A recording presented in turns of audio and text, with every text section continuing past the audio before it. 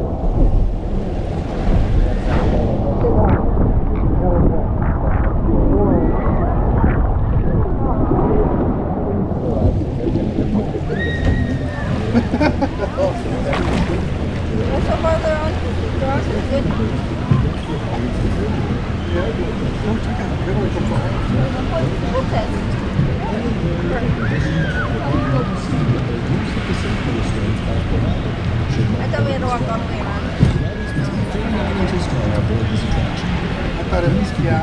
Emily wants to ride it again. Keys must be worn. Now it'll be me, Kyle, and Inside goods such as glasses, wallets, hats, and keys must be secured. Left with a manuality or placed in the locker.